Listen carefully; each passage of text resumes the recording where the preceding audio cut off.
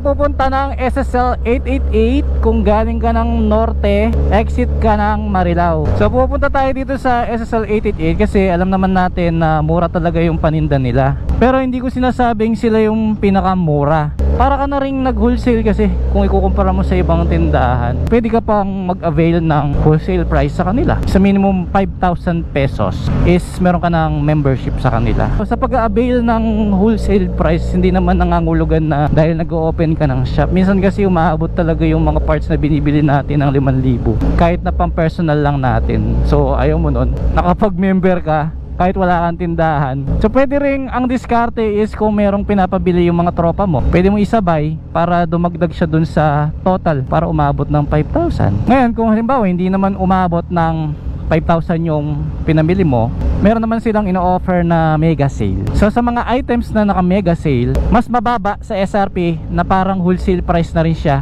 At ang kinagandaan pa sa SSL 888, kahit na dito tayo sa Marilao pupunta, marami din silang mga branch sa iba't ibang lugar dito sa Luzon. Lalo na magbubukas yung bagong branch nila sa Cubao. Kung ano yung tinitinda ng isang branch nila, ganun din sa mga iba. Kaya kahit saan branch ka mapadpad, same lang din yung discount, yung mga items. Yung mga tinitinda nila is yung mga common na binibili ng mga ordinaryong rider kagaya ko. Halimbawa, meron akong Click 125. So ano ba yung madalas na binibili natin dyan? Una sa lahat, yung gulong, langis, brake pads, panggilid.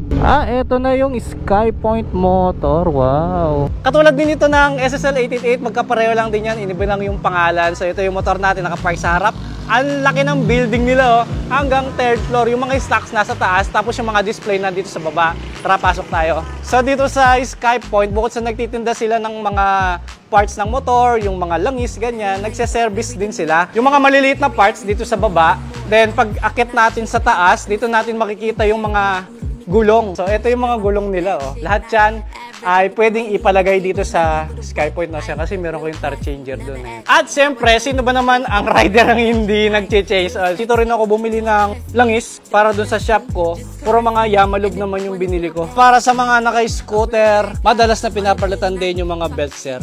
Meron pala tayong R8 na brand dito. Paano mag-avail ng wholesale price, sir? Diba minimum 5,000 lang? Paano kung kinabukasan bumalik ako dito, hindi naman 5,000 yung in-avail ko? Magkano yung minimum na ma-avail ko pa rin yung discounted as a member? For opening lang naman po yung account. Tapos kapag sa susunod na bilhin nyo po, nakapag-open na kayo ng account, minimum na lang po natin is 500 pesos. Yung filter naman, sir, ito Click. Magkano kaya ang SRP ng pang-Click na yan? From 170 sa retail price natin. So ma-avail nyo na lang siya kapag nakapag-wholesale account po kayo dito is 119 pesos lang po siya. 275 po siya sa retail amount and then ma-avail nyo na lang siya ng 191. 191 with slider piece. So talagang mapapa-avail ka ng wholesale price kasi sobrang baba talaga. Tsaka ang baba ng requirements, no? Anong binili mo, sir? 6, sir.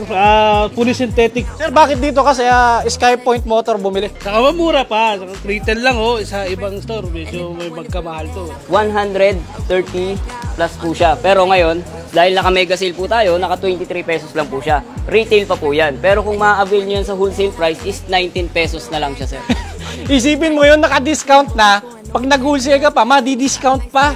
Meron pa tayong ino-offer na loyalty card. Paano ba makaipon ng points dyan, sir? For every 100 na binibili nila, sir, nagkakaroon sila ng 1 point. And then yung points naman na yun, sir, pwede nilang gamitin yun pambili ulit ng items na kailangan nila. Paano ba mag-avail ng loyalty card, sir? Kailangan nyo lang mag-purchase ng 1,000, free na po yung loyalty card natin. Alright, so nakita naman natin kung gaano kamura yung mga products dito. At dito sa SSL, ang daming options na pwedeng gawin. Lalo na may loyalty card pa tayo, di ba? Pasyal lang kayo sa lahat ng branch ng SSL 888, Skypoint Motor, lalo-lalo na dito sa Marilao branch. Open sila daily, hindi sila nagsasara para sila 7-Eleven. Kaya okay, di ba? Pero hanggang 5 PM lang po sila.